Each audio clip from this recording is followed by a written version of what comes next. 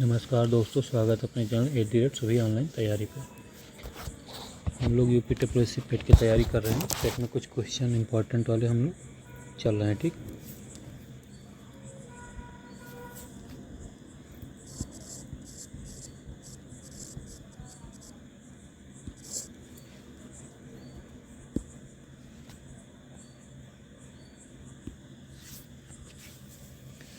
तो यहाँ पे हेडिंग डालिए।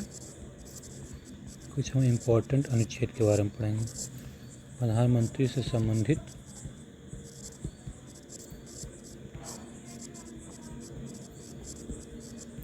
अनुच्छेद। पिछली बार जो है राज्यपाल से एक क्वेश्चन आया था, राज्यपाल से। ठीक, हम इस बार प्रधानमंत्री का पढ़ते हैं। तो प्रधानमंत्री का अनुच्छेद 74। अनुच्छेद 74 में क्या दिया हुआ है? मंत्रिपरिषद का राष्ट्रपति का सहयोग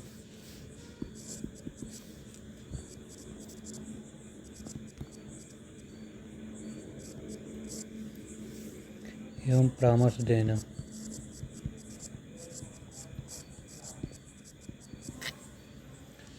अनुच्छेद 74 में मंत्रिपरिषद का राष्ट्रपति को सहयोग एवं परामर्श देना। ठीक, फिर अनुच्छेद 75।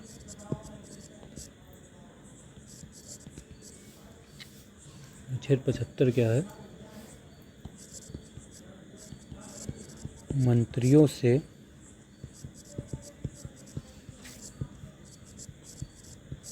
संबंधित अन्य प्रावधान।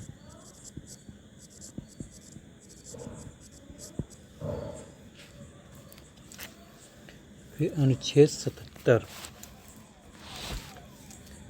देखो, प्रधानमंत्री से इसमें हम नोट में लिख के डाल दे रहे हैं कि अनुच्छेद 76 क्या है। अनुच्छेद 76 है भारत का महान्यायवादी। ठीक, महान्यायवादी को संसद के किसी भी सदन में कार्रवाई करने का अधिकार है, बैठक का अधिकार है, लेकिन मत देने का अधिकार नहीं है। मत देने का अधिकार क्यों नहीं है? क्योंकि वो संसद का सदस्य नहीं होता। तो अनुच्छेद 76 जो है वो आपका भारत का महान्यायवादी है। ठीक, अनुच्छेद 77। अनुच्छेद 77 क्या है?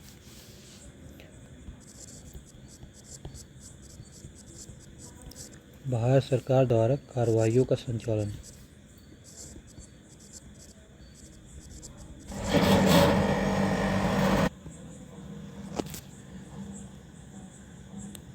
तो अनुच्छेद 77 भारत सरकार द्वारा कार्रवाइयों का संचालन।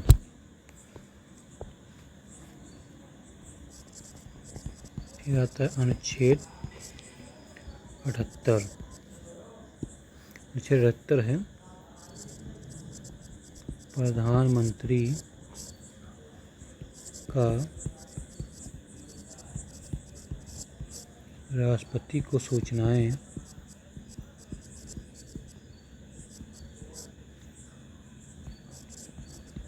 प्रदान करने संबंधी प्रावधान।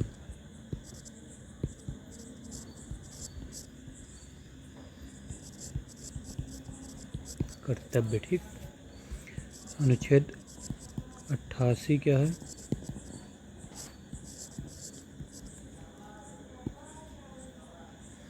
सदनों के आदरणीय मंत्रियों के अधिकार।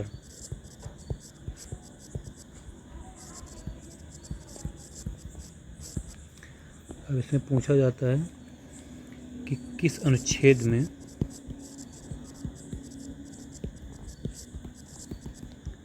प्रधानमंत्री की नियुक्ति का प्रावधान है।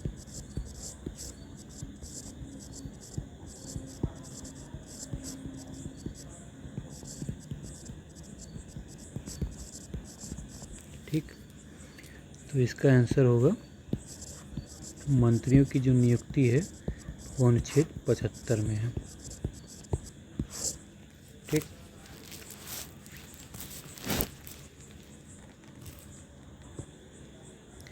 फिर अगला है आपका सूची से बहुत पूछा जाता है एग्जाम में, ठीक।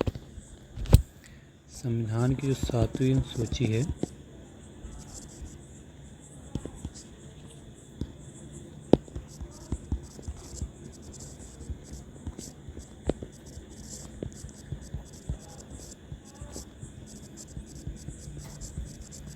संविधान की 7वीं सूची में क्या है? केंद्र और राज्य के बीच शक्तियों के वितरण, ठीक। केंद्र एवं राज्य के बीच शक्तियों का वितरण है, ठीक। और इसके तहत 3 सूची है, ठीक। एक है संघ सूची, एक है राज्य सूची, एक है समवर्ती सूची। तो इस पे केंद्र सरकार कानून बनाएगी।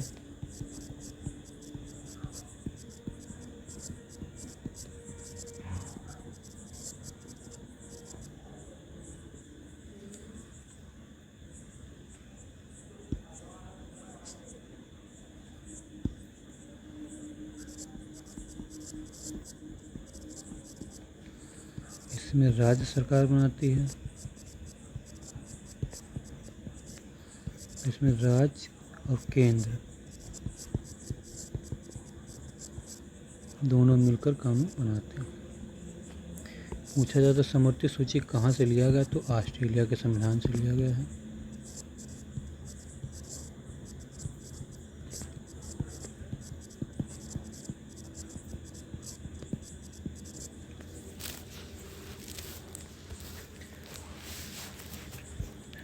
तो हेडिंग डालते हैं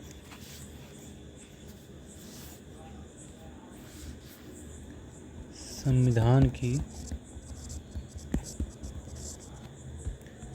सूचियों में महत्वपूर्ण विषय। तो एक में डालते हैं संघ सूची, संघीय सूची। दूसरे में डालते हैं राज्य सूची, तीसरे में डालते हैं समवर्ती सूची।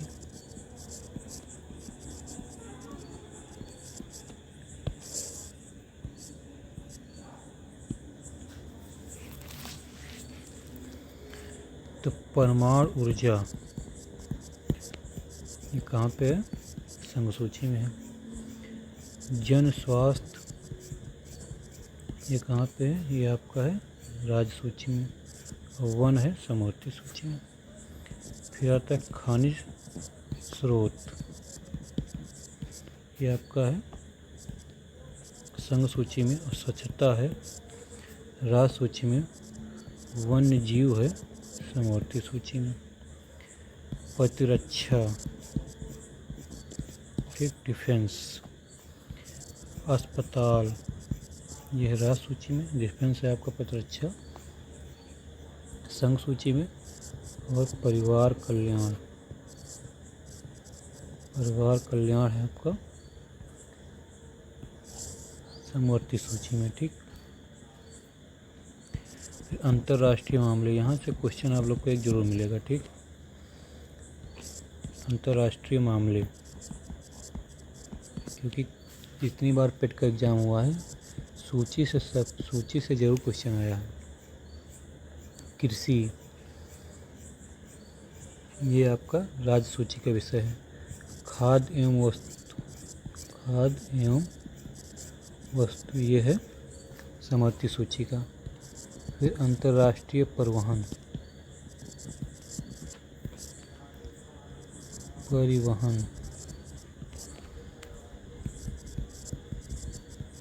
ये है सिंचाई, अंतर्राष्ट्रीय परिवहन संघ सूची का, सिंचाई है राज्य सूची का। पुरातात्विक स्थल ये है आपका समवर्ती सूची का। फिर जहाज रानी ये आपका संघ सूची का, जल निकासी व्यवस्था आपकी राजसूची की, ठीक। विवाह विच्छेद यानी कि तलाक, ये है आपका समवर्ती सूची का। मुख्य पोत यानी कि पत्तन बंदरगाह, ये है आपका इसमें शमशान एवं कब्रिस्तान, यह है राज सूची में। और परिवार नियोजन एवं जनसंख्या नियंत्रण,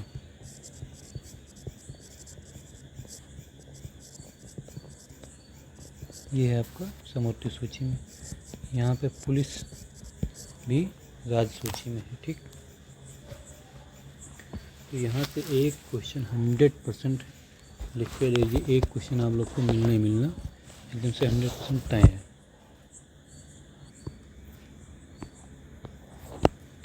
फिर अगला टॉपिक है आपका भारत में बैंकों का राष्ट्रीयकरण।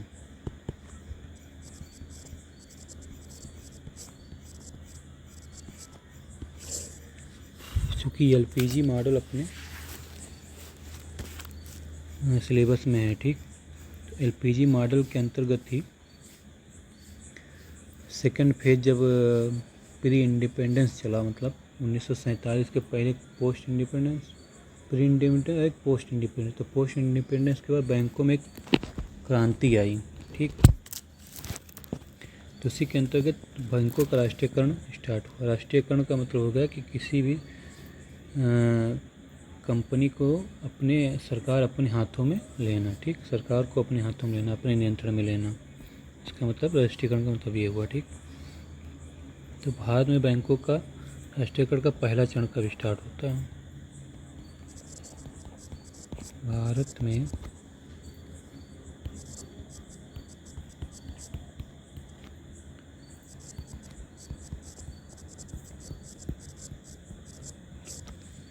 करण का पहला चरण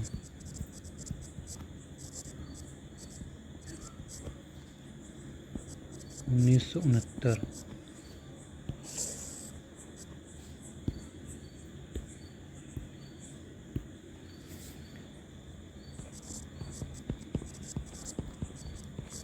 बैंकिंग राष्ट्रीयकरण अधिनियम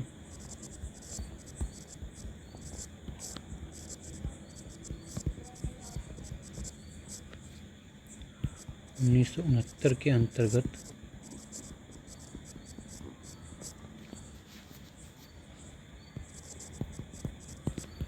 भारत में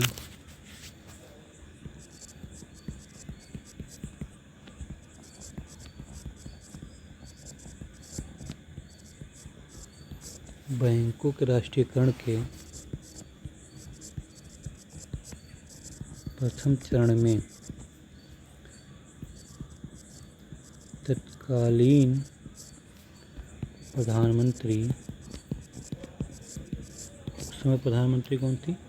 उसमें प्रधानमंत्री थी श्रीमती इंदिरा गांधी। ये क्वेश्चन भी पूछा गया है कि बैंक के पहले चरण में बैंकों का राष्ट्रीयकरण हुआ तो उस समय भारत का प्रधानमंत्री कौन था, ठीक। इंदिरा गांधी ने 19 जुलाई 1969 को 14 बैंकों का राष्ट्रीयकरण किया।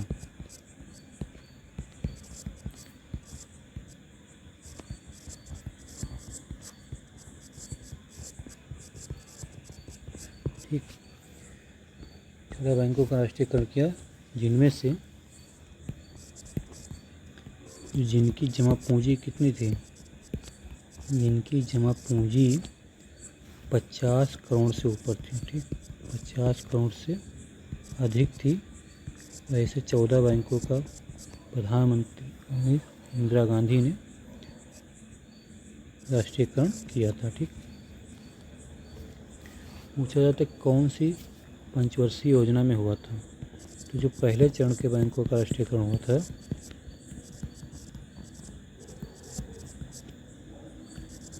चौथी पंचवर्षीय योजना में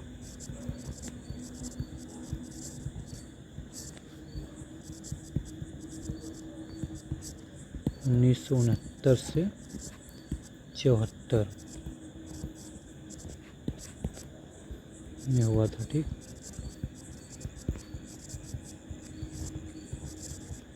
में हुआ था। अब अगर पेपर बहुत टफ बनाना होगा तो ये पूछ लेगा कि 14 बैंकों में कौन बैंक नहीं था। ठीक, तो राष्ट्रीयकृत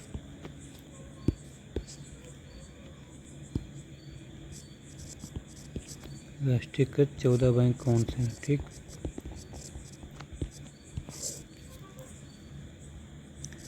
तो एक है Allahabad bank, bank of Baroda,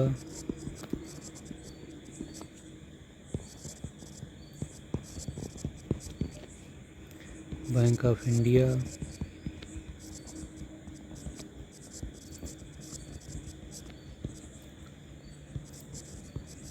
bank of Maharashtra,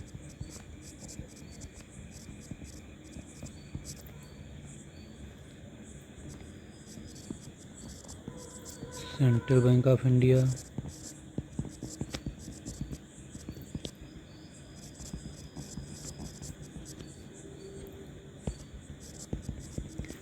देना बैंक, इंडियन बैंक,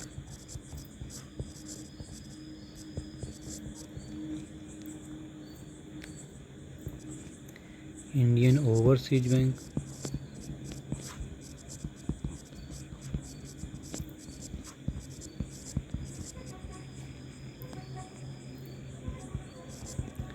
फिर पंजाब नेशनल बैंक,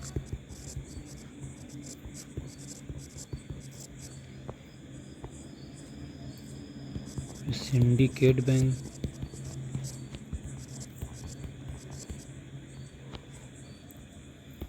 फिर UCO bank,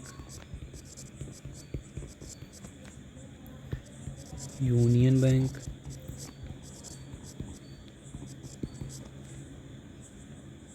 union bank of India,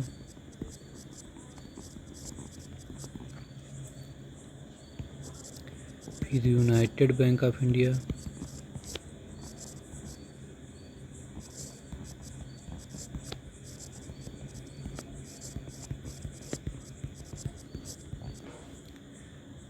Canara bank.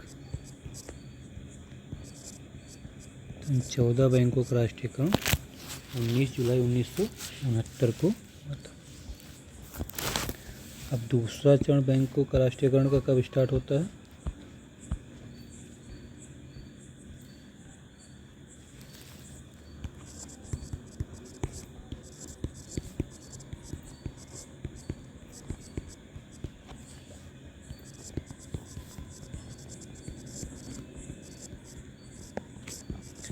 उनका दूसरा चरण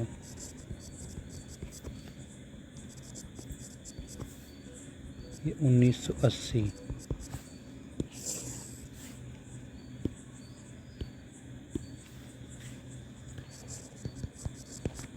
भारत में बैंकों के राष्ट्रीयकरण के दूसरे चरण में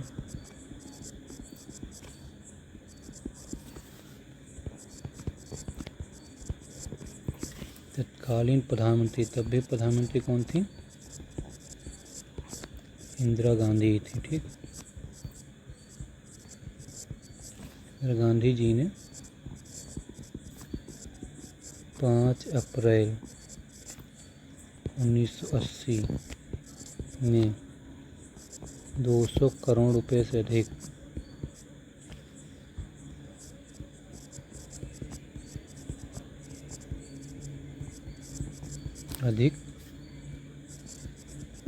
जमा पूंजी वाले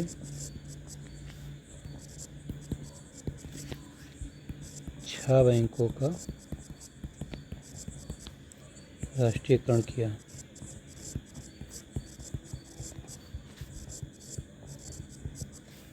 अब ये पूछा जाता कि किस पंचवर्षीय योजना में हुआ था?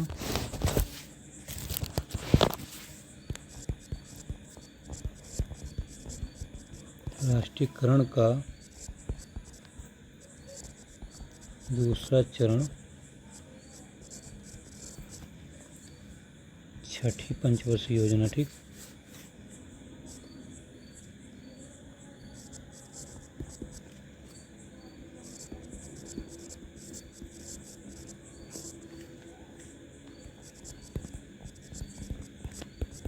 उन्नीस सौ 80 से 85 के दौरान हुआ। ठीक,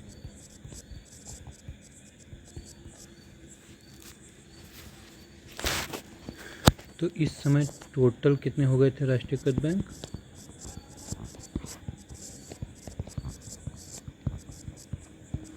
14 पहले हुए, 6 बाद में, तो टोटल हो गए 20। ठीक, कौन कौन से थे 6 बैंकों? तो आंध्रा बैंक था,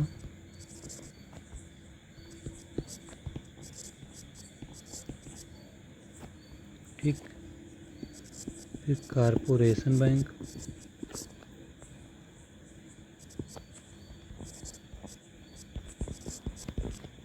फिर new bank of India,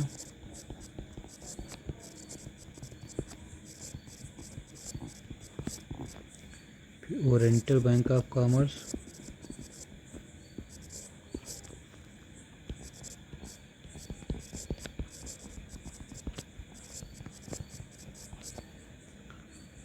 Punjab and Sindh bank,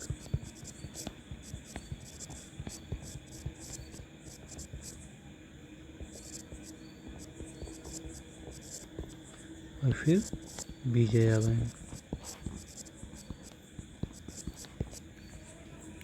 1 2 3 4 5 6। ठीक, प्रेजेंट में 12 राष्ट्रीयकृत बैंक बचे हुए हैं। ठीक,